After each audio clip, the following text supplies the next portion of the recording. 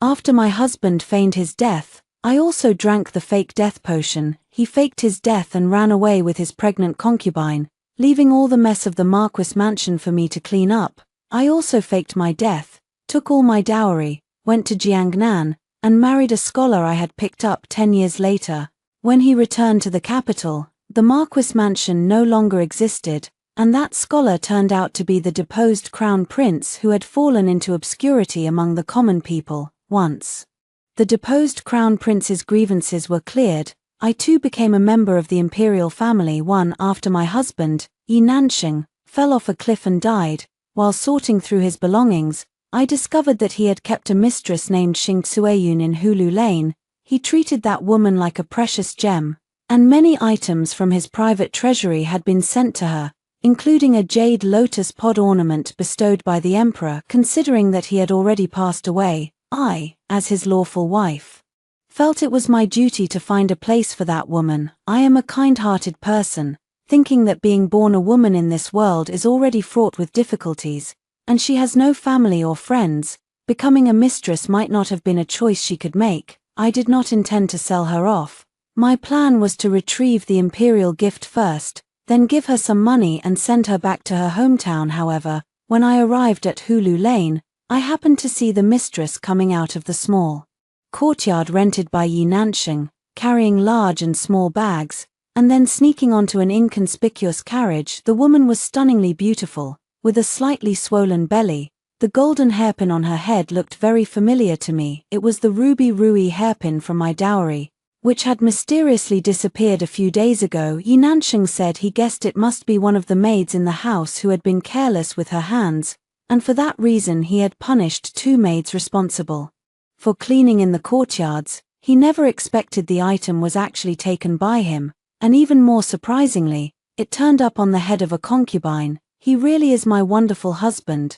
Just as I was about to step forward to arrest him, I saw someone inside the carriage reach out from behind the curtain and gently help the concubine up.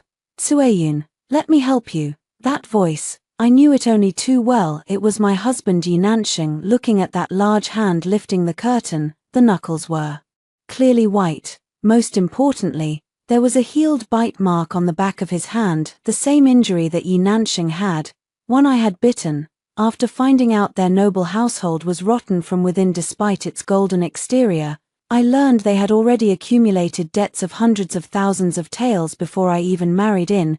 He wanted to use my dowry to cover the shortfall, so in anger, I bit him, drawing blood. I wanted him to learn a lesson, to know I wasn't someone to be trifled with, and that he should never think of touching my dowry money at the time. He only said he knew his mistake, coaxed me by promising he'd treat me well in the future, and begged me to please find a way to help him repay the debts. Now that I think about it, he didn't realize he was wrong. He just figured I wasn't easy to fool, so he pulled a disappearing act, faking his death and leaving all the mess at home for me to deal with. What a ruthless person, too. Miss, is that the young master, he's not dead. My personal maid Jinji has sharp eyes. She spotted at a glance that the man was Yi Nanxing, who should have been buried by now. It's him, I nodded, signaling her to keep quiet while pulling her aside to hide. Miss, what are you hiding from? If you don't rush over now, the young master will elope with that concubine. She didn't understand, rolling up her sleeves and wanting to rush over to demand justice for me. It would be better if he ran away. If I rush out now and he fakes his death, he'll still have to be my husband, and I'll still be forced to help them repay the debts of the Marquis's mansion. It's better to let everyone believe he's dead. Without a travel permit, he can only hide and live as a refugee wherever he goes, no longer the high and mighty heir of the Marquis's mansion. They schemed against me like this, so I'll just go along with it and let him learn the consequences of eloping. But after they leave, you'll have to become a widow. That's not fair to you. Jinji still felt that I was at a disadvantage no matter how she thought about it. Silly girl, once he was the husband and I the wife, he was my sky, and I revered him. Now I am in the light, he is in the shadows. I have money, he has none. I am the superior, he the inferior. Things have become quite interesting. I curled my lips slightly. The grief I had felt over my husband's death was now completely swept away, replaced entirely by anger. If he dares to make the first move, I'll make the last. If he dares to fake his death and elope with his mistress, I can swiftly sever the marital bond between us in my heart. If I hadn't discovered it early, years later, after I helped the Earl's estate repay its debts, he would likely return with his mistress and their children. By then, he would still be the young Earl, and it wouldn't be too much to elevate his mistress, who had endured the hardships of childbirth, to the status of a co-wife, would it? Since I have no children, his illegitimate offspring would rightfully become the future heirs of the Earl's estate. Then he would find a reason to divorce me, or seeing that I had no one to rely on, he would allow his illegitimate children to seize the shop I had painstakingly built and my dowry, and then slowly poison me to death. All of these were possible. Although I hadn't experienced those things yet, I had already seen the outcome waiting for me in the future. You're right, miss. So, what do you plan to do? We can't let this despicable couple off too easily. Gingy nodded. As my dowry maid, she naturally stood firmly by my side and considered my interests. Go back to my family home and ask my brother to find a few people to pretend to be bandits. Once they've traveled far enough, have them block the road and rob them, taking all their valuables. Then, give them a beating. It would be even better if they ended up with broken hands or feet. I am someone who holds grudges deeply. Not only would I seek revenge for my husband's betrayal, but even if an unrelated stray dog peed on my shoes, I would have to beat it to death in retaliation. They've messed with the wrong person. Since they enjoy eloping and living under assumed names, I'll let them experience the full extent of what it means to live incognito and truly taste the bitterness of such a life. They think love alone can sustain them, but in reality, without money, they can't take a single step forward. Of course, I won't push them to the brink, forcing them to immediately return to the capital, admit their identities, and continue living a life of luxury and wealth. I will keep them hungry, but not starving, suffering, yet with a glimmer of hope, dragging on until the Earl's household is completely ruined. 3. Just back at the Bow Manor, debt collectors had already blocked the gate. Although the Earl's household has not yet held a funeral, the news of Yi Nanxing's death is already widely known. The old Earl is currently cultivating immortality and seeking enlightenment in a Taoist temple outside the city, paying no attention to worldly affairs. The Countess is bedridden with illness, and now with Yi Nanxing's death, they fear that those debts will ultimately go unpaid, eventually turning into bad debts. Upon seeing this, Gingy helped me down from the carriage from a distance, and we quietly entered the Earl's mansion through the back door. Otherwise we would have inevitably faced a great deal of trouble. Even if those debts aren't mine, even if I didn't know about them when I married into the family, as long as I am still the young madam of the Marquis residence, I cannot stay out of this. Yi Nanxing's scheme cannot be called anything but vicious. I handed Gingy a small pouch of gold nuggets. Take this to my mother-in-law's residence, find the personal maid who is from your hometown, and quietly inquire. After Yi Nanxing faked his death, my mother-in-law tried several times to stop me from going to the cliff bottom to look for his body, saying she didn't want people to see the remains eaten by wild beasts. Now that I think about it, perhaps she knew the truth all along. Gingy nodded. Her fellow villager was extremely greedy for money, and the Countess was both stingy and petty, treating those around her with harshness. To get the truth from that maid, this was more than enough. An hour later, Gingy returned and whispered in my ear. That maid said the Countess once had someone tamper with the young master's carriage, but that day, the young master wasn't in the carriage. Instead, he was hiding in the mistress's house in Hulu Lane, drinking. Afterward, the Countess slapped her thigh and said, "Marrying a wealthy merchant's daughter like you was only to fill the financial deficit of the Count's estate.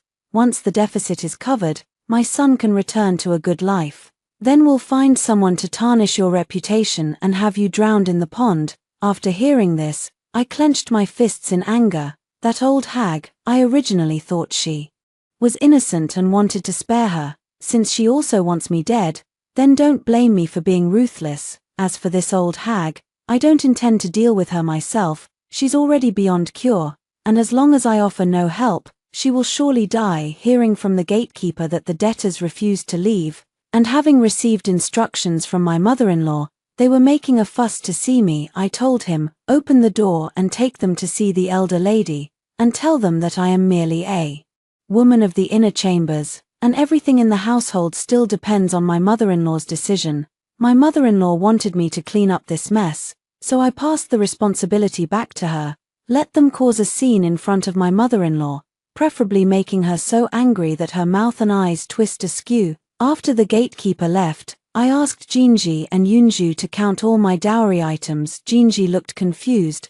Why, miss, you aren't seriously going to use your dowry to cover the bow Manner's losses, are you? Do they even deserve such kindness? I shook my head. No, what I mean is to secretly transport these things out as soon as possible, rent a boat, and we'll head to Jiangnan. My dowry is absolutely not going to be cheaply taken by the Marquis's mansion. They're dreaming, Jinji asked. Going to Jiangnan, I understand you wanting to leave the Marquis's mansion, but why not return to your maiden home? I gently tapped her forehead with my finger. You silly girl. According to the law, I must observe 3 years of chastity for him before I can return home. If I were to go back to my parents' house now, would my younger sisters ever marry in the future? Others would say our family's daughters are heartless and unfeeling, but if I fake my death, outsiders will only think I was driven to death by the debts of the Marquis's residence, and then it will be my mother-in-law and the entire Marquis's residence that will be reviled. After faking my death, I'll buy a courtyard house in Jiangnan, we'll settle down, and live our own quiet life behind closed doors. Wouldn't that be delightful? The 2 personal maids discussed it and both agreed this made sense. No one would want to be trapped in this lifeless Marquis's residence for their entire lives. Who wouldn't yearn for the freedom of the misty, rainy Jiangnan? Hearing me say this, they were all moved. Yunju was the most eager among them. Then when do we leave? Can I start packing now? I smiled. You can start preparing. We'll leave once all my dowry has been moved out. But remember, don't let any word slip out that might alert others to this matter. They all nodded in agreement, for when those debt collectors saw my mother-in-law, they didn't care whether she was critically ill or not. Each of them, red-eyed and thick-necked, reached out their hands demanding money from her. Someone was clicking the abacus, the beads almost hitting her face. Madam, your son owed me 3,000 taels of silver before his death. Now that he's gone, shouldn't your family pay up? Someone threw an account book in front of her sickbed. Madam, when do you plan to pay the 5,000 taels you owe me for silken jewelry from last year? If you don't pay soon, I'll report it to the authorities. Someone kicked over the basin in front of them. Your family still owes our restaurant 7,000 taels. Every time your family members come to eat, they just charge it to the account. It's been 10 years without a single payment. Seeing how aggressive they were, showing no respect at all, the mother-in-law was so furious that her chest heaved violently. I've just lost my son. How can you be so ruthless and even barge into my home? Get out, all of you. Halfway through speaking, she couldn't help but cover her mouth with her handkerchief and burst into another violent coughing fit, her chest aching with each convulsion. Seeing this, the 2 personal maids in her room reached out to drive the debt collectors away, but they lacked strength, their efforts as ineffective as swatting flies. Go away, all of you, you're disturbing the lady's rest. The creditors paid no attention, and one of them even grabbed one of the maids, leering as he stroked her cheek. This maid is nice, worth 100 taels, I'll take her. Seeing this, another one picked up an antique vase from the 8 treasure shelf. This vase can also be used to settle the debt. The room was completely in disarray, and the debt collectors grabbed whatever they could find. Some even rummaged through the cabinets looking for the maid's indentures, taking them back to settle debts. By the time I arrived leisurely with the household guards from the outer courtyard, my mother-in-law's courtyard was already in chaos. The screen was toppled, every ornament on the 8 treasure stand was gone.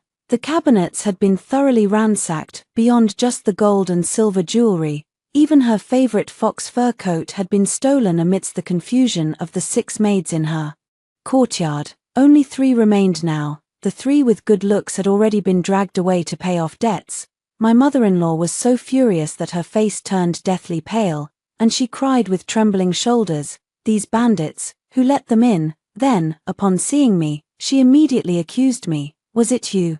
Did you deliberately want to anger me to death, an old woman? You knew perfectly well I was ill, of course." I denied it. I twisted my handkerchief, looking utterly wronged. "Mother, you've wronged me. I had no idea they would be so ruthless. I just felt sorry seeing them standing in the cold wind for so long, so I told the gatekeeper to let them in to discuss with you, mother-in-law, about repaying the debt." My mother-in-law was so enraged she nearly fainted, pointing at me without being able to utter a word for a long time. After a while, she finally said, "They're pitiful. I'm an old woman, but I was almost scared to death just now." I bowed my head with an extremely good attitude of admitting my mistake. "Mother, I know I was wrong. I won't do it again in the future. If there's nothing else, I'll take my leave now." But my mother-in-law called me back, her tone unusually gentle this time. "Lady Yang, I heard that when you married in, you brought quite a bit of dowry.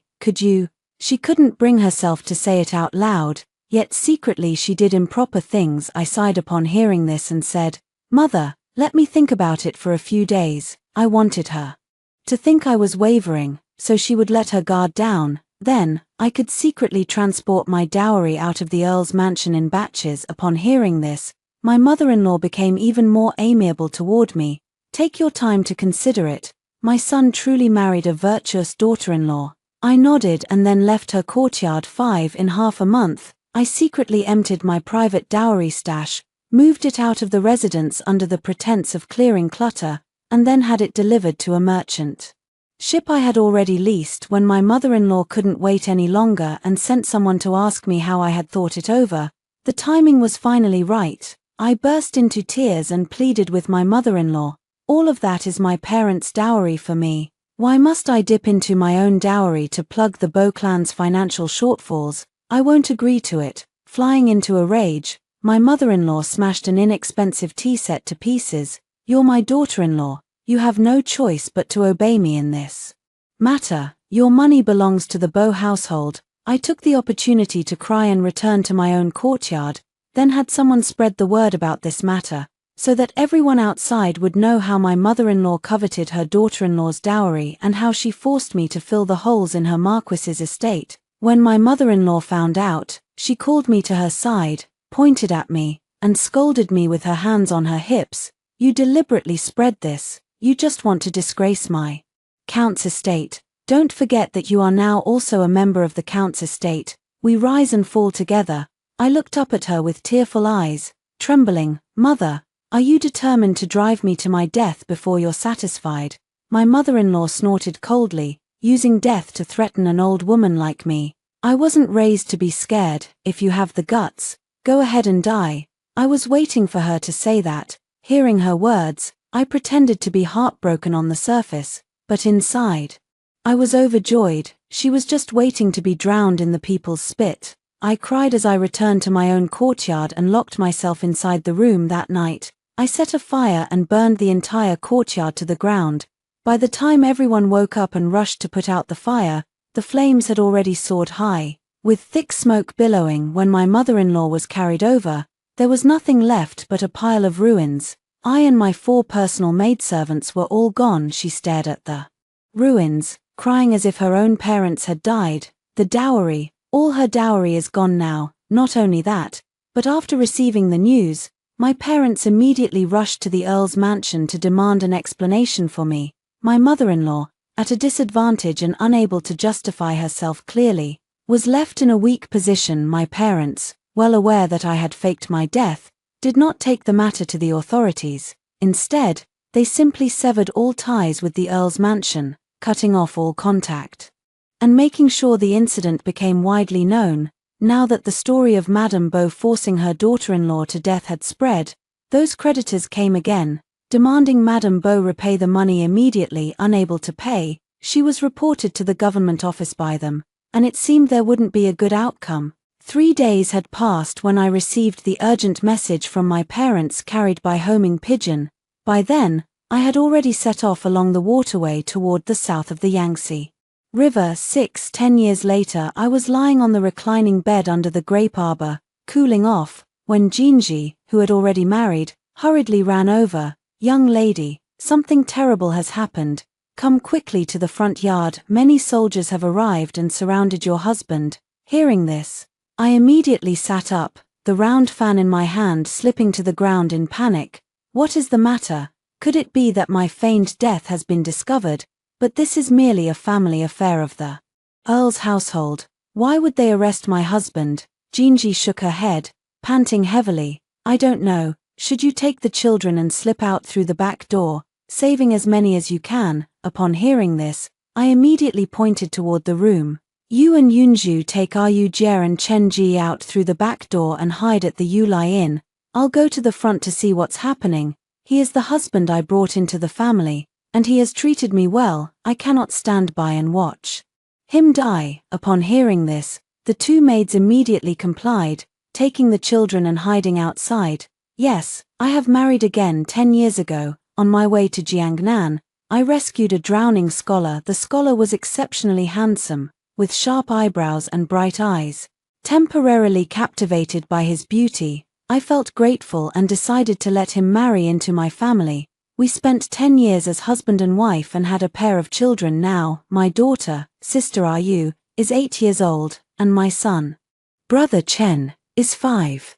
Both of them resemble my husband, looking extremely adorable, like a pair of New Year painting dolls. After stashing some gold, silver, and valuables on my person for emergencies, I hurried to the front yard and indeed saw my despised husband surrounded by a group of soldiers. "Tingyun, what's going on? I'll protect you. If there's any trouble, come at me, I'm his wife." After saying that, I instinctively reached out and pulled him behind me. After nearly drowning, his body has been frail, and over the years he's been carefully nursed back to health with expensive medicinal decoctions. Only in the past couple years has he started to recover slightly. Please don't scare him into falling ill again. Hearing this, Shen Tingyun, who had been hesitating how to confess his true identity to me, awkwardly coughed lightly and then reached out to hold my hand. "Madam, you misunderstood. They're not here to harm me, they've come to escort us back to the capital." I froze in place upon hearing this. "Return to the capital, aren't you an orphan?" I looked at Shen Tingyun with suspicion, then glanced at the officials in their uniforms, their expressions solemn. The long swords at their waists were clearly standard issue, unmistakably indicating they were elite troops from the capital. Seeing my confusion, Shen Tingyun sighed, pulled me aside to a secluded spot, and then suddenly knelt down with a thud. "Madam, I was wrong, I've kept something from you." The scene before me sent a jolt through my mind, and I panicked, even forgetting to help him up. "What do you mean? Aren't you an orphan? Do you have another wife and children in the capital?" He quickly denied. "No, I have no other wife or children, I only have you and the kids, and I will never change my heart, otherwise. May I drown again and die a miserable death." Ever since his last drowning incident, he had developed a lasting fear of water, becoming extremely terrified of it. For this reason, I had all the water jars in the courtyard removed. This oath was thus particularly harsh for him. As long as he didn't have another family, I felt somewhat relieved and reached out to pull him up from the ground, saying, "That's good, then tell me everything else as well." Hearing this, Shen Tingyun took my hand and sat me down in the pavilion. He calmly explained, "Madam, actually I lied to you. I am not an ordinary scholar. My father is the current emperor. I was once named Crown Prince, but later demoted to commoner status. Due to charges of treason, after being demoted, I was originally supposed to be exiled to Lingnan to serve as a forced laborer, but on the way, I encountered bandits. To save my life, I was forced to jump into the river. I couldn't swim, so they didn't pursue me relentlessly. For the past 10 years, everyone has believed I was dead. Later I met you, and we fell in love at first sight. I was afraid you'd push me away because of my complicated background, so I concealed my origins and lived with you as a married couple for 10 years, pretending to be an orphan. But I never thought that one day, the old rebellion case would be reopened due to the fourth prince's drunken slip of the tongue. Now father finally believes I was framed back then and didn't actually plot rebellion. Father is getting old and doesn't have many years left. He wants to see us and our children before he passes away, and make arrangements for us. As a form of compensation, will you take the children and return to the capital with me?" So, my son-in-law is actually the former crown prince. Will he inherit the throne in the future? Will he become an emperor with 3 palaces and 6 courts? Thinking of this, I directly asked him, will you still be the crown prince? I've been married before. Your Majesty probably won't agree to me becoming your crown princess. He immediately understood what I meant. My past, I had mentioned it to him before, and he knew what I was afraid of. Shintingyun held me tightly in his arms, assuring me, after all these years, my second brother has become the crown prince in the palace. I will not be reinstated, as the third in line. I will likely become a leisurely prince in the future, and you will be my princess. No matter who shows up, it won't change the fact that you are my wife. The Earl's mansion no longer exists. No matter who digs up the past, I can protect you. Do you want to go back to the capital to meet your father-in-law and mother-in-law? I thought for a moment and nodded. Shintingyun said, then let's take the children and return to the capital together. 7. After returning to the capital, I accompanied Shintingyun with the children to meet the emperor. Upon seeing Shintingyun, the emperor wept bitterly. My third son, it is I who have wronged you and failed the spirit of the empress in heaven. Shintingyun was originally the most virtuous and filial among his many sons, and he was also the legitimate child born to him and the empress. But because of his jealousy, he was exiled to the common people for a full 10 years, and nearly drowned in a river. When Shintingyun faced the emperor, he wasn't as emotional as he was, only calmly calling out, Father Emperor. All the grievances and resentments had been worn away over the course of 10 years. He was now very calm inside, no longer craving power, nor missing his father emperor. It seemed that everything from the past had nothing to do with him anymore. He was like an outsider. For him, the most important thing now is not to contend for the throne, nor is it the favor of the emperor, but rather his small family with me. He no longer cares about the affairs of the world. He only wants to spend a few peaceful days with me and the children. The emperor originally wanted to give him a lucrative position, but Shintingyun refused. Father, your son is now frail and weak. It is already a great fortune just to be alive. If you truly wish to compensate me, please grant me a nominal position instead. Seeing that he did not seem to be acting out of resentment, nor did he show any trace of unwillingness in his eyes, the emperor grew even more uneasy. You've changed, third prince. You weren't like this before. You were once full of ambition, determined to become a beloved crown prince. You even worked on water conservancy projects, striving to achieve great accomplishments.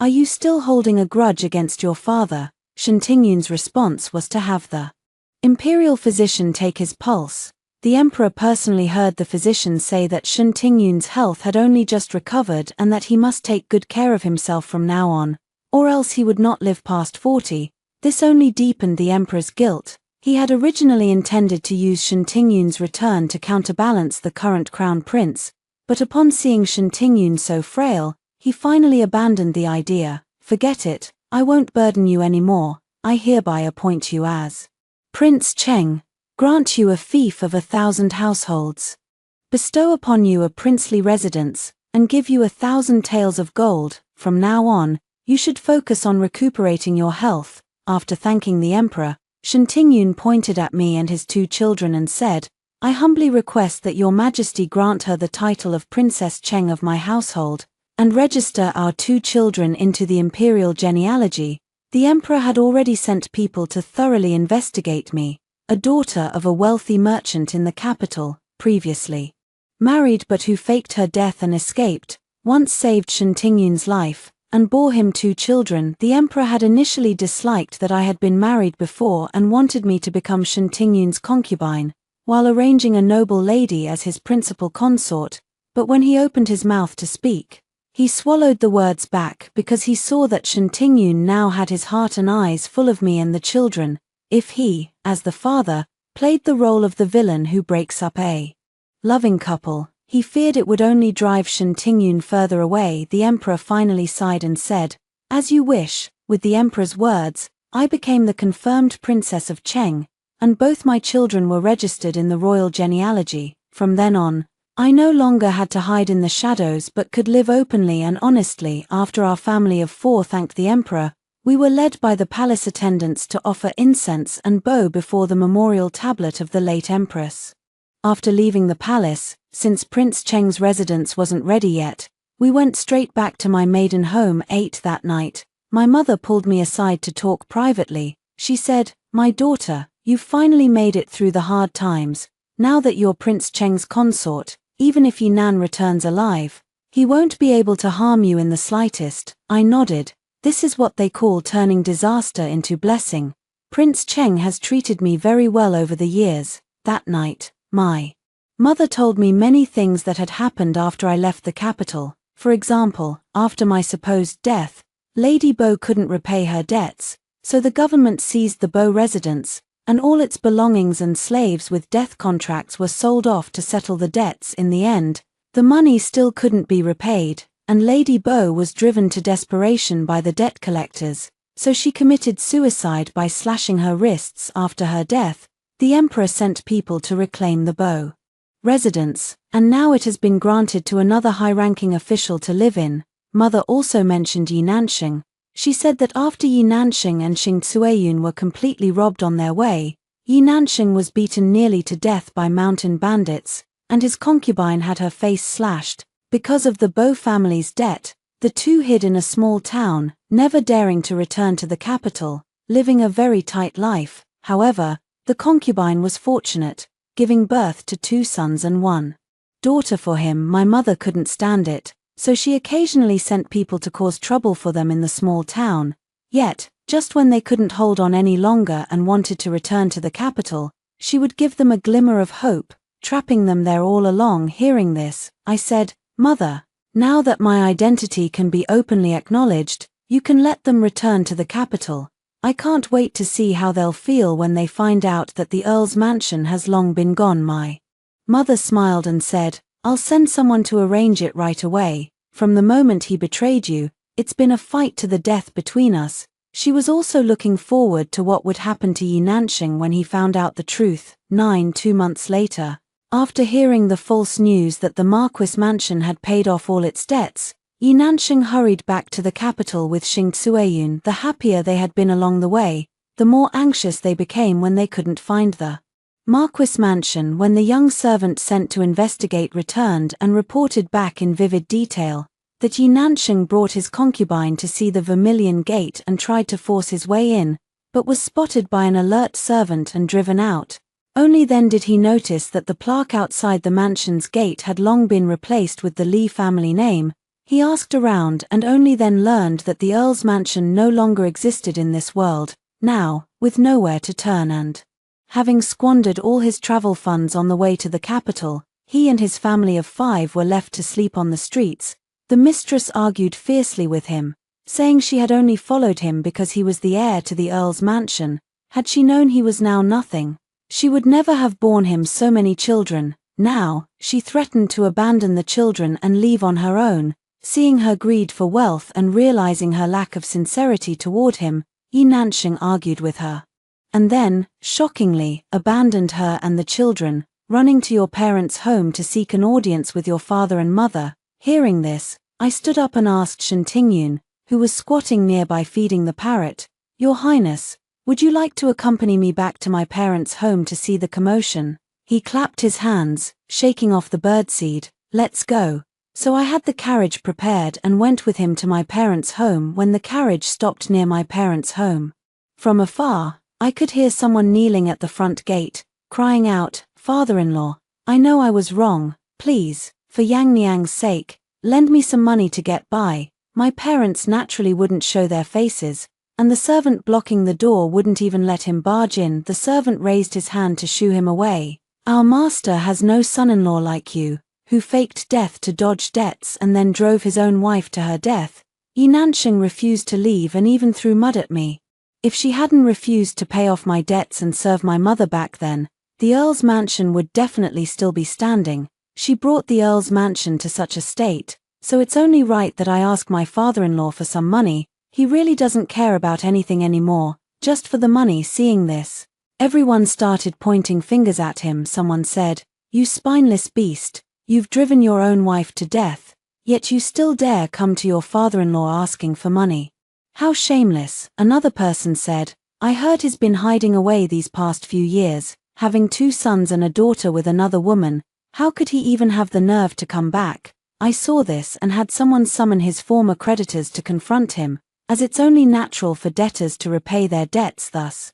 Half an hour later, Yi Nanxing, who failed to borrow any money, was taken away by a group of creditors. It was said that later, because he couldn't repay the debt, he was directly sold into the Nanfeng house. The once generous heir of the Marquis's residence had now become a plaything for thousands to ride and sleep with. I heard that in order to repay his debts sooner, he sold off his 2 sons, 1 daughter, and even his concubine to settle his debts. 2 sons became servants in wealthy households. The daughter and the concubine were directly sold to a brothel, and the entire family neatly fell into the status of lowly commoners. They will likely find it difficult to turn their lives around in this lifetime. 10 Shen Tingyun commented on this. Madam, he looks so shifty and untrustworthy, and his character is no good either. What did you ever see in him before? In truth, before Yi Nanxing eloped with Xing Cueyun, during those years of living in comfort and luxury, his appearance was still passable. Of course, it couldn't compare to a handsome man like Shen Tingyun. I sighed. I was young and gullible back then, unable to tell the difference between humans and ghosts. Chen Tingyun was pleased upon hearing this and said, but your judgment improved later. Since you chose me, I will definitely not let you lose. Who in the capital doesn't know how much Prince Cheng adores me? He never took any concubines in his life. Usually, I managed all the affairs in the mansion, while he merely played the role of a leisurely prince. Since he became a prince, our statuses haven't changed much from before. When it comes to making decisions, I still take charge, and he listens to everything I say. He still seems like the son-in-law he used to be, and he appears to enjoy that life so much that he has no desire to leave. After the old emperor passed away the following spring, the new emperor repeatedly tried to give him some real power and have him attend the morning court daily, but he refused every time. He said, I'm used to a carefree life and don't want to join the hustle and bustle of the court. This new emperor felt reassured seeing him like this, and in his delight, he rewarded us with many fine things. Life was quite comfortable these days. 11 One day, Shen Tingyun and I went to the Marquis's mansion for a banquet, where we saw Yi Nanxing serving wine to a man with her chest half exposed. He looked up and saw me, startling so much that he dropped the wine cup in his hand. Yang Niang, you're not dead, you faked your death too, how dare you? He seems quite surprised. I laughed. Exactly, if you start it, I'll finish it. I'm not going to clean up the mess you made in the Earl's mansion. Yi Nanxing lunged at me, trying to hit me, but Jinji, quick as lightning, kicked him away. You're nothing but a servant now. Our lady is the princess consort of Chengwang. How dare you lay a hand on her? I was very pleased with Jinji's attitude and pulled a gold hairpin from my head to reward her. Well said. Then I put my arm around Shen Tingyun and said, this is my current husband, King Cheng, the younger brother of His Majesty. I'm really glad you faked your death and left me back then. Yi Nanxing was so enraged that blood gushed from his mouth. Then he collapsed to the ground and fell unconscious. Jinji kicked him. Seeing that he didn't move, she checked his breath and said, young lady, he's dead, because I became King Cheng's consort. Yi Nanxing actually died of sheer anger. Good riddance. I tossed out a line, throw him into the mass grave outside the city. Then I left the banquet with Prince Cheng. The grudge between me and Yi Nanxing is finally settled. I don't feel the slightest bit of pity for his death. I only feel an immense sense of relief in my heart. Trying to scheme against me. You deserve this ending. After hearing the first story above, what are your thoughts? Feel free to share your opinions in the comments section. Next, there is another similar story. Let's continue to see. I was the despised true daughter of the family, and after 3 years of scheming, I finally married a prince. Suddenly, my mother brought in a child, Su Niang. You gave birth to this child before marriage. To protect your reputation, I kept it a secret. Now that you've successfully married, take the child and raise him. The prince was furious and immediately broke off the engagement with me. I was notorious and died in depression. Questioning my mother why she wanted to harm me, my mother looked complicated. Your sister's appearance and talent are so outstanding. Yet she couldn't marry the prince and cried all day. If you married well, what would she think? Since I've already wronged you in this life, I might as well go all the way. In the next life, we'll make it up to you. When I opened my eyes again, I was back on the eve of the wedding. In this life, I don't want compensation, I want those who have wronged me to pay with their blood. Su Niang. That child has arrived and is resting in the right wing. He has had a truly difficult life, and it's rare for him to have a chance to meet you. When I opened my eyes again, it was at my grandmother's birthday banquet, where my mother was entrusting young Sui to me in front of everyone. I heard there are lion dancers on the street, and it's very lively. If you go out, take him with you. Only when he is by your side can I feel at ease. Clearly, before the banquet, she had already introduced young Sui to me, saying he was the youngest son from her cousin's family in Jinling. Yet at the banquet, she brought it up again, omitting parts of the story and leaving room for speculation. Sure enough, the guests all turned their attention over. Which child is this? Why does the madam treasure him so much that she insists only her own daughter can accompany him? Yeah, could it be that another joy has befallen your household, and we get to drink again? But that doesn't seem right. This child doesn't look so young. How come we never heard of a full moon banquet being held for him? My mother said with a wry smile.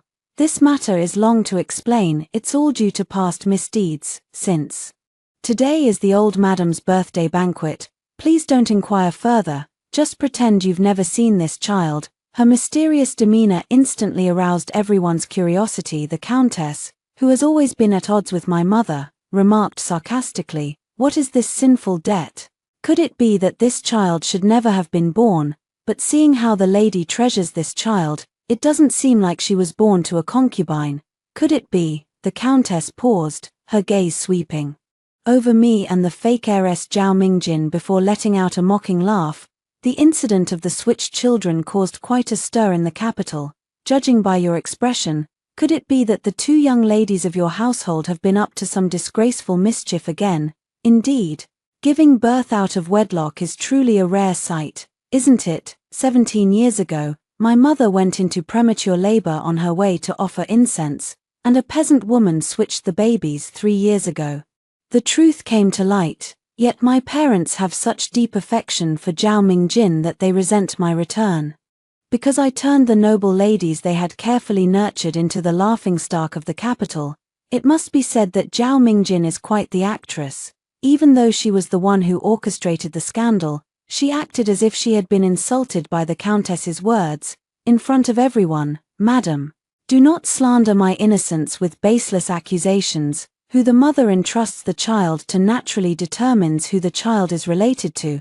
What does it have to do with me?" Then, she looked at me as if wanting to say something but holding back. My mother, on the other hand, held her in her arms with a heartbroken expression, looking at me with disappointment. "Su Niang, what a mess you've made, too. That's how it was in my previous life, when I was about to marry Prince Su." My mother, who had never been close to me since I was found, suddenly took the initiative to entrust her family's children to my care. I thought she was trying to show goodwill, so I accepted with trepidation. But at the banquet, my mother suddenly hinted to everyone that this child was mine. I vehemently denied it, yet my mother said, "Child, you are flesh of my flesh. No matter what, I will help you.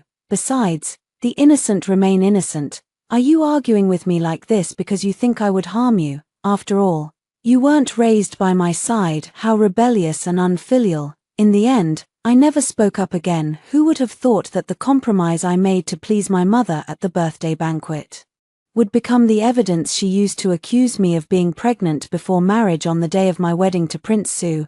Everyone knows that since you returned from the countryside, you've been wild and untamed, not close to anyone. If this child wasn't yours, why didn't you deny it that day? If I had known you would be so cold-blooded and heartless today, 3 years ago when you returned to the mansion with a big belly, I should have driven you out instead of taking pity on you and hiding the fact that you were pregnant before marriage. Zhao Mingjin stammered beside me. Although premarital pregnancy is not something a virtuous woman should do, it's still a life after all. These past days, sister has taken him out to play and introduced him to people everywhere. Everyone knows he's your child. Why would sister deny it? I laughed at their foolishness. Was it really that easy to frame someone for having a child out of wedlock? But young Sui, who had always been obedient before me, suddenly cried out to me as mother and questioned why I had given birth to him only to abandon him. I didn't want to argue with them, so I immediately proposed a blood test to verify our blood relationship. I thought it would prove my innocence, but who knew the blood actually mixed? Guests who had attended the birthday banquet that day also came forward one after another. That day, I felt something was off, but Mrs. Zhao kept changing the subject and always brought up the marriage with Prince Su. We thought we shouldn't ruin a good match and believed the Zhao family's daughter wouldn't be foolish enough to have a child out of wedlock, so we didn't say much. Who would have thought the eldest Miss Zhao actually did have a child before marriage?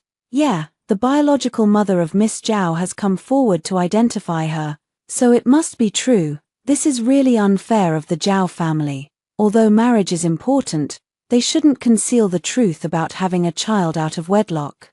Ordinary families can't accept women who aren't virtuous and bear children unmarried, let alone the royal family. Having a child out of wedlock and hiding the truth from her future husband is no longer just a matter of improper conduct, it's a moral failing. Does Prince Su really intend to take such a woman as his wife? Prince Su was of noble lineage, proud and self-important. Marrying a country-bred daughter of a minor official like me wasn't out of love, but because he couldn't defy the dying wish of the late royal consort 3 years ago. I accidentally saved the royal consort who had fallen into the water. Later, I even offered my own blood as medicine, extending her life by 2 more years. The old princess, on her deathbed, made the Prince of Su marry me. I knew the Prince of Su was unwilling, so I tried my best to disguise myself as the person he liked, enduring great hardship for it. Finally, he sent betrothal gifts to my family. However, when I was condemned by everyone, he mercilessly took back the hairpin he had given me. Get out, and never appear before me again. In the countryside, I toiled day after day with heavy labor, having read very few books. Upon returning to the capital, I was despised by everyone, treading on thin ice. After much effort, I managed to arrange a marriage, thinking it could change my life, only to find it was nothing but a fleeting dream. Infamous and dying in depression, I couldn't help but question my mother. I am also your daughter, your own flesh and blood. Don't you know that having a child out of wedlock would ruin a woman's life? Why did you do this? My mother turned her back to me, her voice like a blade piercing my heart. After you returned, I also thought about making it up to you, but you were coarse and timid, always holding resentment toward us, as if everyone had wronged you. But it wasn't me who abandoned you that day. It was you who were never meant to be my daughter. Your sister, with her exceptional looks and talents, couldn't even marry a prince and spends her days in tears. If you marry well, how would she feel? Since we've already wronged you in this life, let's just continue down this mistaken path. We'll make it up to you in the next life. Who wouldn't feel resentment? My lack of refinement is not my fault. It's because I never had the chance to study and learn proper etiquette. You clearly know I resent the existence of my enemy's daughter, yet you repeatedly show favoritism toward her, and then you turn around and blame me for not being generous enough. Since you promised to make it up to me in the next life, then whatever I do in this life shouldn't be considered too much. Right? 3 thoughts returned. Just like in the previous life, the guests didn't mention my name, but every word they said was a reflection of me. After all, she's from the countryside, doesn't understand proper manners, lacks morals and shame, so it's no surprise she'd do something disgraceful like having a child out of wedlock. The countess covered her face and laughed. Mrs. Zhao, your returned daughter is truly considerate. Afraid you wouldn't get to hold a grandson, she came back home and gave birth right away. My mother pretended to look indignant. What nonsense are you all talking about? Sun Yang is pure and innocent. She is to marry into the prince's mansion in 10 days. Don't you dare ruin her marriage with your wild talk. Zhao Mingjin also put on a show. That's right, it's better to tear down a temple than to ruin a marriage. My sister is about to marry into the prince's mansion. Don't you dare gossip and spoil her fate. They seem to be speaking up for me, but in reality, they were admitting that the child was mine. They were only keeping it a secret because I was about to marry into the prince's mansion. Everyone looked at me with disdain. As if I were some heinous villain, I raised an eyebrow and smiled. Mother, you should speak with evidence. What do you mean by the sins I've committed, and what do you mean by whoever you entrust the child to becomes responsible? Does that mean if I entrust you with a dagger used to commit murder, then it becomes your crime? A woman's reputation is more important than anything. With so many ladies present at today's banquet, if my sister's ambiguous words were to spread, wouldn't it unjustly harm others? The ladies in attendance subtly changed their expressions, and someone spoke up with displeasure. That's right, Miss Zhao, such words should be clarified. If malicious people were to spread rumors that the ladies who visited the Zhao residence were unmarried and had children, we would be unable to clear our names even if we jumped into the Yellow River.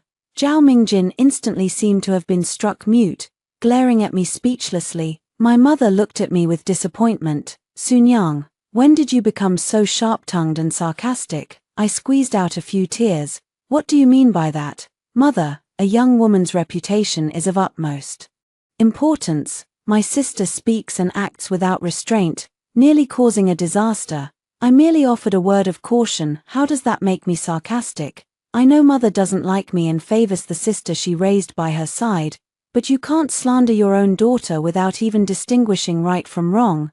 My mother was taken aback, clearly not expecting that I, who had always longed for maternal love, would confront her so publicly. Just as she was about to scold me, I wiped away my tears and spoke in despair. This child is clearly from our cousin in Jinling's family. Why won't you explain it clearly? Mother, is it just to let people misunderstand that daughter really must speak up? Mother has always been kind-hearted. Who could have offended her to make her so angry she couldn't even speak clearly? Or is it that the person mother wants to deal with is me, so she deliberately says I've committed sins, casting the stigma of having a child out of wedlock onto me? For my mother flew into a rage, pointing at me and cursing me as a wicked wretch. Zhao Mingjin seemed to have stepped on my tail, feigning grief. Sister, how can you speak of mother like that? Where is the upbringing of a noble lady from a distinguished family? You are to marry Prince Su, yet you show such lack of propriety. It truly worries your younger sister. I sneered coldly. If you're truly worried, then mind your own words. Slandering others for no reason is not the conduct of a noble lady. A girl with such a malicious heart as your sister's will likely cause trouble in marriage someday. It truly worries me as her elder sister. Zhao Mingjin's face flushed instantly, yet he dared not speak to me so boldly. After all, everyone in the capital knows I'm from the countryside, crude and ill-mannered, and she, relying on her status, only dared to hide her needles in cotton. She simply couldn't argue with someone like me who cares about nothing. The onlookers exchanged glances, clearly understanding the inside story. Everyone who could come here was clever.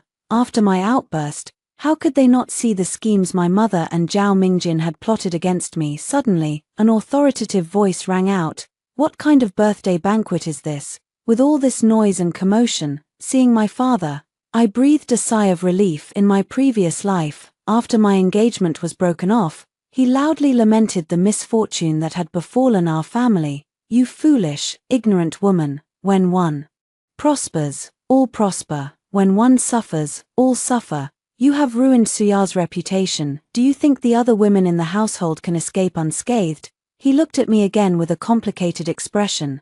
Sunyang, at the end of the day, it's we who owe you an apology. From now on, you may stay in the manor, and father will support you for the rest of your life. But at this moment, he said instead, my esteemed colleagues, fellow ladies, please, for my sake, do not spread word of today's incident. It would ruin the reputation of my eldest daughter. Then he turned his head and shot Zhao Mingjin a look of exasperation. Causing trouble again? Hurry back to your room. Meeting Zhao Mingjin's provocative gaze, I felt as if I had fallen into an ice cellar. He stepped in promptly to defend her. So this is what it truly means to cherish a daughter, the guests whispered among themselves. Lord Zhao is known for his integrity and fairness, and he governs his household with strict discipline. What could he possibly mean by this? My mother narrowed her eyes and immediately began wiping away tears as she said, Enough, enough. Even though you are crude, malicious, and behave improperly, who can deny that you are my daughter? If you say it isn't so, Then let it be so. She turned to the guests again, her expression soft and motherly. Today's incident at the Zhao residence has surely embarrassed all of you. It's my fault for not disciplining my child properly. A woman's virtue is paramount. Please, for my sake, forget what happened today and let my eldest daughter marry in peace. The guests looked awkward, repeatedly saying they hadn't heard anything, yet their eyes held clear disdain. I knew that once the banquet ended, rumors of my unmarried motherhood would spread throughout the capital. Then on the day of my wedding, they all turned into swords piercing my body, but who the swords pierce is up to me. 5. After all the guests had left, Zhao Mingjin walked up to me. Big sister, why are you still standing here? Don't tell me you're worried about the wedding in half a month.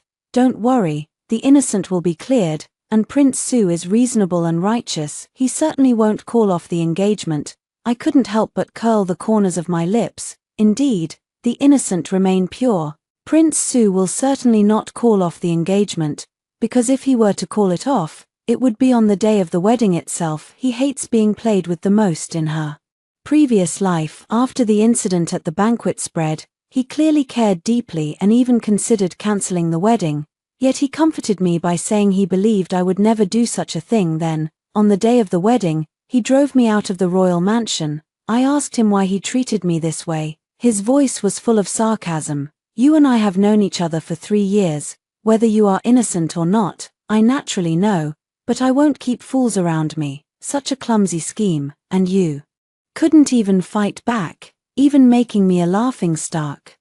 Tell me, why should I give you any dignity? Just like in my previous life, Prince Su sent me a message saying he believed in my character, and the wedding banquet would proceed as scheduled. Zhao Mingjin was furious, gritting his teeth while I was trying on my wedding dress. He said meaningfully, "Seeing you so happy, my heart is stirred too. On that day, I have prepared a grand gift for you. I hope you like it." I smiled back. "Sister has also prepared a big gift for you. I hope you like it." In my previous life, when I was about to die, my mother let her guard down and not only told me the tricks they had played during the blood test, but also revealed where Yang Sui came from. Only then did I realize, my heartless mother wasn't just cold towards me. If she could make people speak lies, why can't I? 6. Soon it came to the wedding day. Prince Su, dressed in red, rode a tall horse to fetch his bride. His coldly handsome appearance drew women along the long street to stop and gaze. Zhao Mingjin crumpled her handkerchief beside her with a sarcastic tone. She said, "Sister truly has great fortune to have married such a fine husband, but being able to marry someone and being able to keep them are 2 different matters.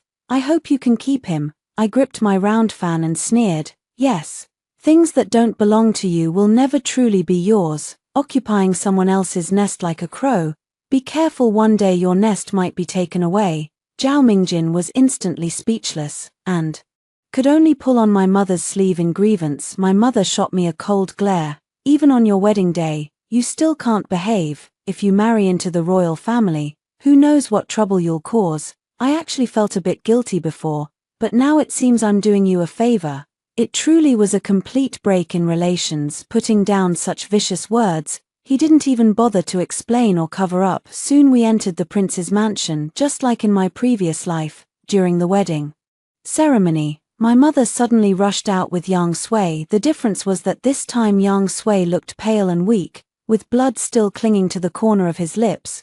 My mother's words have changed too. If in my past life she only ruined my marriage prospects, this time she wants my life. "Zhao Mingsu, you truly have a cruel heart. To marry into the royal household, you'd even harm your own biological son." Yang Sui was so weak he couldn't even lift his eyelids, his voice as faint as a mosquito's buzz. "Mother, why did you poison me? Is it because I'm not obedient?" The wedding of a prince and marquis was quite a grand affair. Some of the guests were also those who had attended the birthday banquet that day.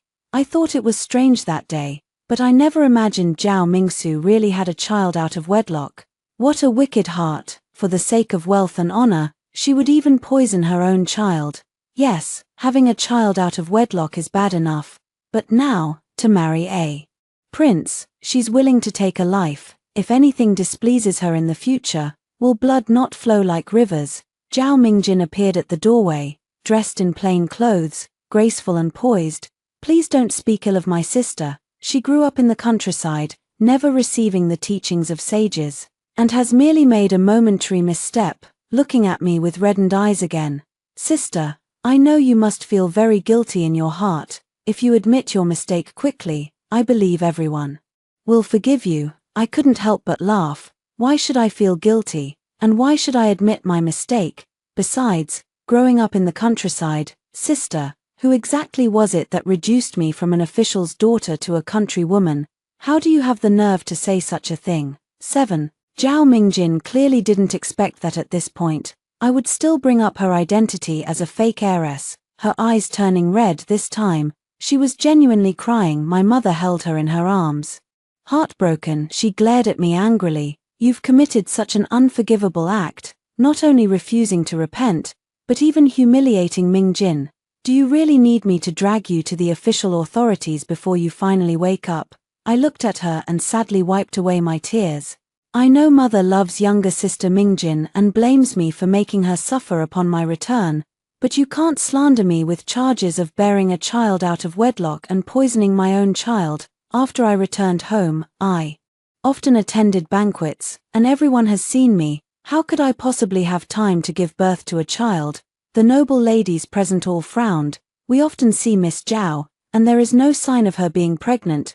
Zhao Mingjin was taken aback, clearly not expecting them to speak up for me, as it was these same people who had previously mocked me for being uncouth and illiterate. Someone shouted out, "Then this is slander. We've long known about the child-swapping incident in the Zhao family.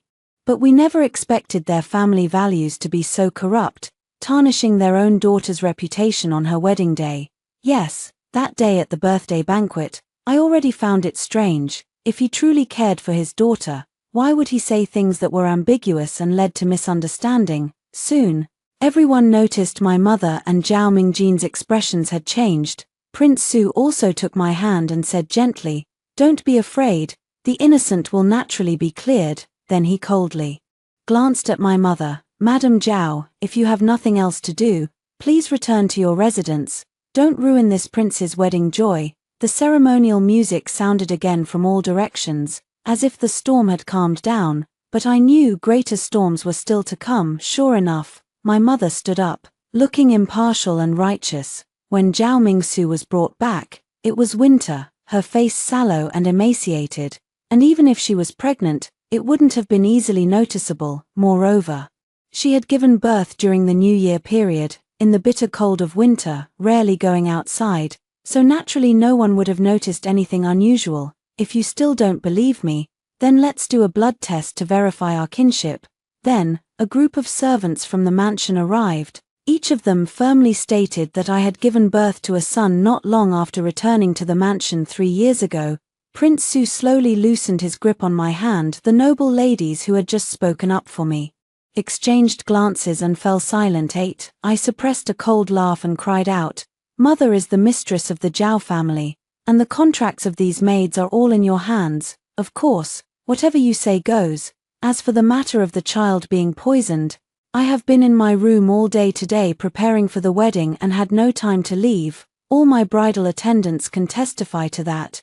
Yet mother insists it was me. Anyone who doesn't know better would think we are not mother and daughter, but enemies." The countess stared at me and my mother. Then suddenly her eyes lit up and she laughed. Indeed, which mother doesn't have her daughter's best interests at heart? Yet, looking at Madame Zhao, it seems she harbors deep hatred for her own daughter. For 3 years, she kept silent, only to come forward and accuse her when her daughter is about to marry. How truly malicious. Could it really be as Miss Zhao claims, that she never gave birth, and you are slandering her? The countess's words were not spoken for my sake. She merely wanted to trample on my mother, but my mother looked at me angrily. "You unfilial daughter, how dare you collude with outsiders to humiliate your own mother? This is truly outrageous. After all this talk, you still refuse to undergo the blood test, which clearly shows your guilt." Then she straightened her back. Righteous and unyielding, I know I was wrong to cover for her back then, so today I am doing the righteous thing by turning against my own kin. If Zhao Mingsu could commit the crime of poisoning her own child today, Who knows what she might do tomorrow, perhaps even poison her husband. For the sake of justice and morality, I absolutely cannot let her continue to do evil today. Everyone was shocked by her resolute and righteous appearance. Yes, no one is perfect. If my daughter had done such a disgraceful thing, I would have first thought of covering it up too. After all, she is my own flesh and blood. It seems Zhao Mingsu has gone too far, which is why her own mother has stepped forward to identify her. This is no mere mistake. This is sheer malice, premeditated murder. Even a vicious tiger wouldn't eat its own cub. How could Zhao Mingsu bring herself to do such a thing?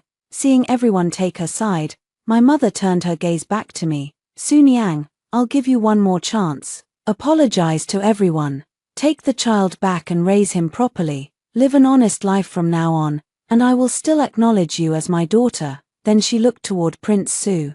Your Highness Prince Su, I am determined to take Zhao Mingsu away for punishment. As for ruining your marriage, I will surely compensate you. He pulled Zhao Mingjin forward, his face beaming with smiles. This is my daughter raised by my side, Mingjin. Her knowledge and appearance are outstanding, and most importantly, her character is excellent. How about she marries into the princely residence instead? Prince Su let out a cold laugh. To cause such a scene in my residence, making me the laughingstock of the capital, and still have the audacity to negotiate terms with me, what nerve? He then turned to look at me, his voice still icy. Blood test to verify kinship, do you dare? 9. I glanced at my mother, who was deeply affectionate with Zhao Mingjin, and gave a faint, mocking smile. What is there to fear? But if it's proven I'm not this child's biological mother, then giving birth out of wedlock would be slander, and I will definitely go to the authorities to demand justice. Mother, don't blame your daughter for being ruthless then. My mother looked at me, frowning slightly apparently. She didn't expect me to seek any justice. I smiled.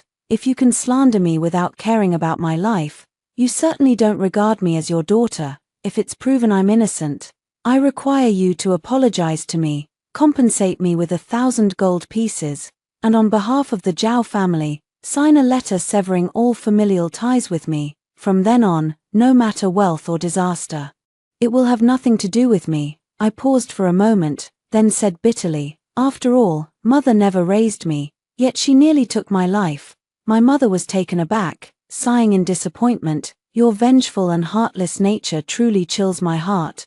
I found it utterly ironic. She was only resentful that the 1,000 gold pieces were to be given to me. The Countess enjoyed stirring up trouble. Madam Zhao, are you afraid? Could it really be as Miss Mingsu said, that you are slandering her? My mother glared fiercely at the Countess. If I can sacrifice my own kin for righteousness, how could I be afraid? Saw Wang glanced at me. Then let's begin the blood test to verify kinship.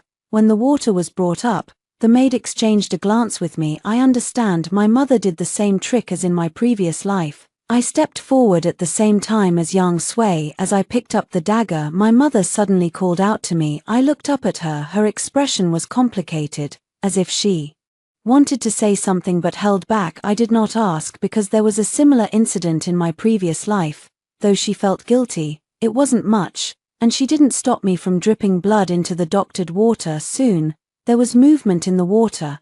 Everyone gasped in surprise. How could this be? 10. Zhao Mingjin was overjoyed, not even bothering to check for himself. He pointed at me and said, Sister, at this point, what else do you have to say? Then he turned around and grabbed my mother's hand. Mother, quickly send someone to arrest my sister and take her to the authorities.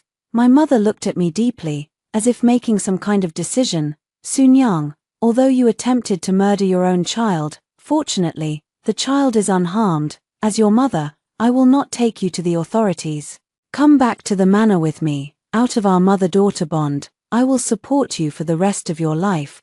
But I took a step back. What are you talking about, mother? This blood clearly hasn't merged. Why are you and my sister slandering me? My mother smiled bitterly. My child, no matter what, you are still my daughter. Come home with me. With that, she affectionately reached out to pull me. At this moment, I believe she was sincere, but this is even more disgusting than false affection. Just as she was about to touch me, the Countess burst into laughter. Madam Zhao, You were once the #1 talented woman in the capital. How could you possibly do such a wicked thing as slandering your own daughter? If my mother were like you, I wouldn't be so magnanimous as to merely sever ties. My mother was furious. What nonsense are you talking about? Meeting the gaze of others, her eyes sharpened as she strode over. Upon seeing the situation in the water, her face turned deathly pale, and she froze in place. 11 Pointing at me, she said in disbelief, "You changed it." I pretended to be surprised. What did I change? My mother fell silent. Zhao Mingjin had always pushed my mother to be the one to speak up, and now, seeing her remain silent, she anxiously shook my mother's arm. "Mom, it was her who did something. Quickly expose her." But all she got in return was silence. She glared at me, unwilling to accept defeat. "You switched the water." I raised my eyebrows. "It was me who changed it." She was taken aback at first, then covered her mouth and laughed. "Sister, you did such an ugly thing and now you're trying to cover it up by changing the water. Do you really think we're fools?" Then, she turned to the others and said loudly, "You all heard it too. She changed the water. Not only did she bear a child out of wedlock, but she poisoned her own child, and now she's changed the water again. Such heinous behavior. Even if she is my elder sister, I can't stand it anymore."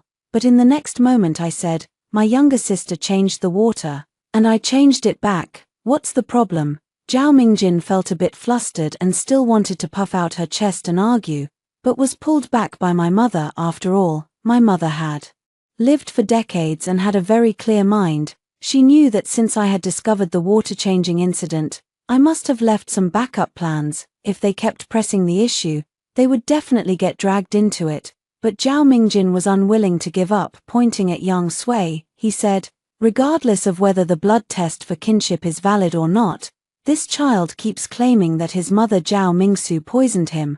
That can't be wrong, right?" Everyone turned to look at me together.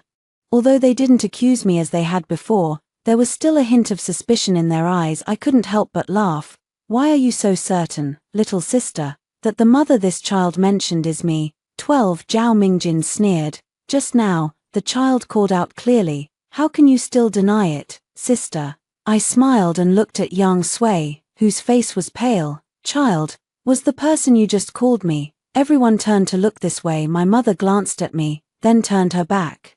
Successfully missed the resentment and unwillingness in Yang Sui's eyes. Naturally, she had forgotten how she got this child to recognize me as her mother. "No," the soft, childish voice echoed across the entire manor. Zhao Mingjin stared in disbelief, her eyes wide, too anxious. Completely forgetting his usual gentle and courteous demeanor, he grabbed Yang Sui by the collar. "What nonsense are you spouting? She is your mother." His words were met with surprised glances from everyone present. Zhao Mingjin softly coughed, regaining his previous gentle and soothing tone. "Did she threaten you? Don't worry, I'm your aunt. I'll stand up for you." Unexpectedly, Yang Sui said to her, "Mother, why did you poison me?" Zhao Mingjin was stunned, then angrily pushed him away. "What nonsense are you talking? How could I possibly be your mother?" But even as Yang Sui fell to the ground, he stubbornly kept staring at her. "What exactly did I do wrong that you would poison me?" With just these words, what was still unclear. 13 After the truth came to light, Prince Su's expression finally softened a bit. Just as we were about to continue the wedding ceremony, I clutched my forehead and fainted. At night, after all the guests had left, Prince Su sat by my bedside. "Stop pretending, I know you're already awake. The nanny has sent word to the palace to choose another auspicious day for the wedding. If you don't want to return to the Zhao residence to prepare for the marriage, you can stay at my maternal grandfather's house for the time being." I got up and bowed deeply. "Today, because of me, Your Highness has suffered great humiliation. I feel ashamed. Please cancel the engagement." Prince Su gazed deeply at me. Silent, I raised my head. "Your Highness has already married me as per the late royal consort's words. It is my misfortune and lack of merit that I am unworthy to marry Your Highness. Not that Your Highness broke a promise lightly. If Your Highness wishes to make amends, then help me find a place to settle down elsewhere." I paused, then closed my eyes again. "Besides, this is something you owe me." Incense mist curled gently, blurring my brows and eyes. Raising my eyes again, Prince Su had already stood up. His voice carried a hint of mixed emotions.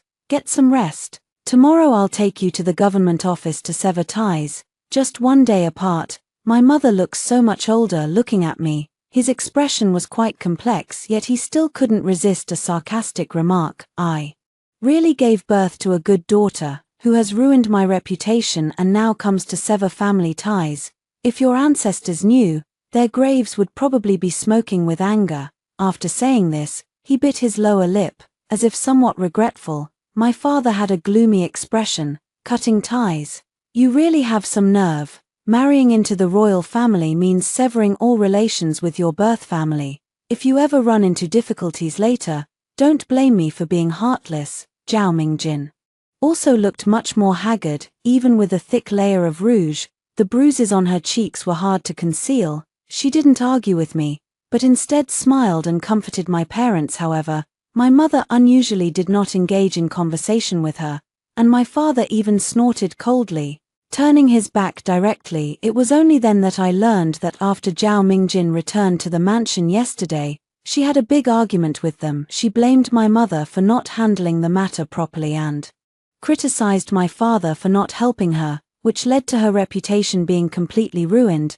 Both of them were already furious over the accusations of having a conscience extinguished and poisoning their own daughter, and with Zhao Mingjin, who had always been sensible, causing such a commotion, they immediately smashed the teacups in anger. From then on, the candles in the Zhao residence were never extinguished throughout the night. 14 After obtaining the severance letter and the 1,000 taels of compensation, I left without looking back. Yet, for some inexplicable reason, my mother called out to me, Sunyang, are you truly determined to sever ties with me? I ignored her, and she called out again, you heartless thing.